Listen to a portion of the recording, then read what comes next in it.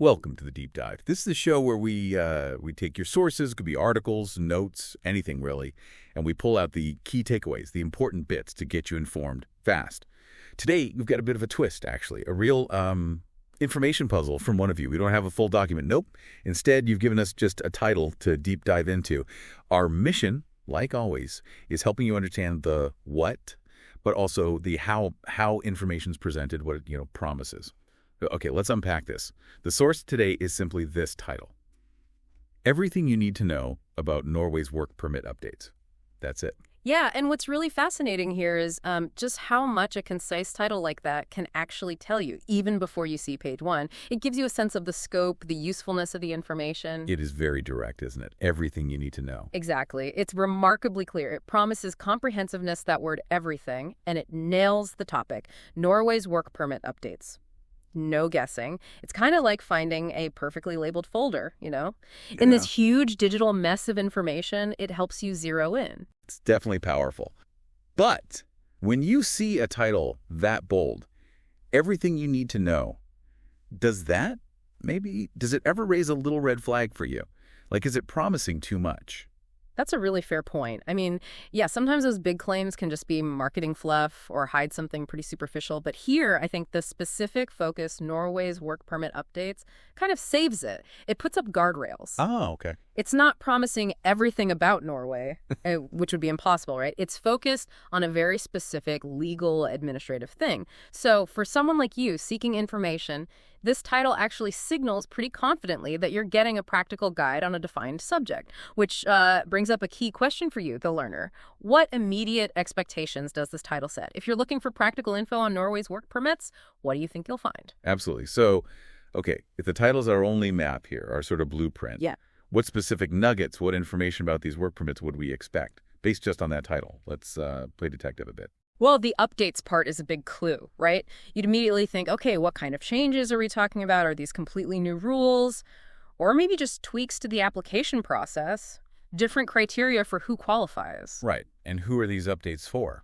Exactly. You'd expect clarity on that. Is it for skilled workers, researchers?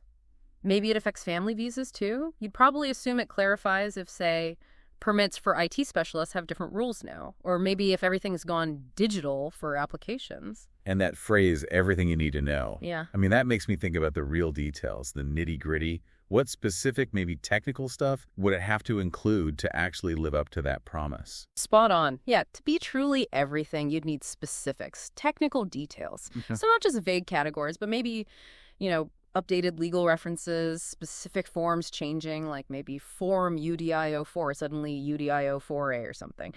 Maybe even changes in how long things take, the processing times. And definitely the core requirements, things like, do you need to show more money now? Financial proof thresholds? Or have the language requirements shifted for certain jobs? It's about giving you that actionable intelligence, the stuff you actually need to, navigate the system.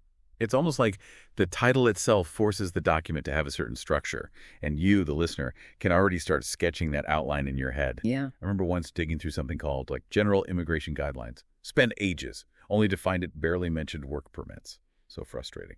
That's why a title like the one we have today is so valuable. Mm-hmm. And if we kind of zoom out, connect this to the bigger picture, it really shows how important clear, descriptive titles and headings are, especially now with just so much information flying around. When you're faced with mountains of data, having a well-defined category signaled clearly by a title, it's just critical for efficient learning. It saves you time. Yeah, absolutely. Knowing exactly what a source intends to cover, what it promises, that's crucial for quickly figuring out if it's relevant to you and for getting that targeted understanding without wading through noise. It sets the right expectations right away. So wrapping this up, what does this all mean for you, the listener? Well, maybe next time you're searching for info, or even when you're titling your own notes or documents, think about this. What specific questions are you actually trying to answer? And how could you phrase a title so it instantly tells someone, or even just your future self, what's inside? Does it promise everything you need on that specific topic? Like our example today, everything you need to know about Norway's work permit updates. Thinking that way helps you not just passively consume information, but really engage with it, organize it better, and make it truly useful for yourself.